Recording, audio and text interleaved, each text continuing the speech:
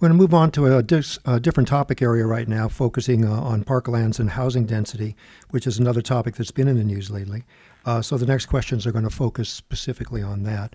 And David, I think you'll be up for the first one here if you want to take a shot at it, which is, as part of the recent settlement, the city agreed to reaffirm the continuing legal validity of the protective parklands restrictions that set aside parklands in perpetuity for communal use and benefit of PVE residents for public recreation only.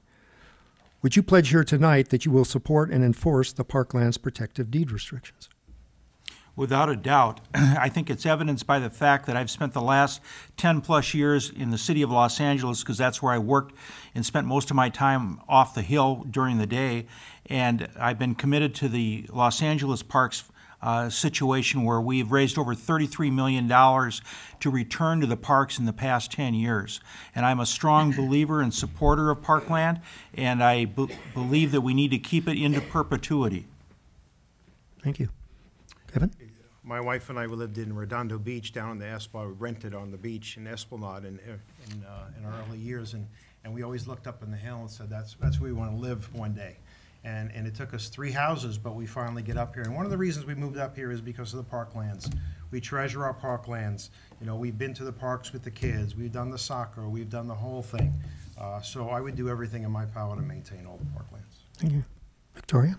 Really agree as well. Yep, I think when you come into the city, I think that's the first thing that you get, the feeling that, you know, you realize you've come into a city that's kind of special and unique because you can feel the openness. So absolutely, I think the parklands are important. I think it's what makes us special and unique.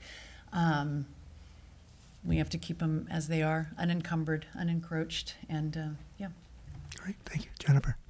The simple answer is yes. In the settlement agreement, the city was very happy to reaffirm the deed restrictions and was even happier that we were able to achieve a gain of additional net parklands by imposing those deed restrictions over the 4 acres in Bluff Cove.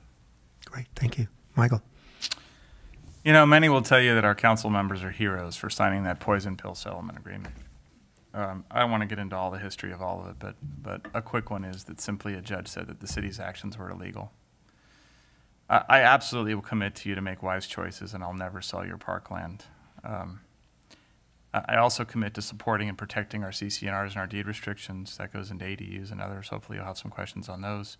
But I really believe that the Homes Association and the city needs to have a much closer arrangement rather than battling each other, selling parkland, and suing each other over it.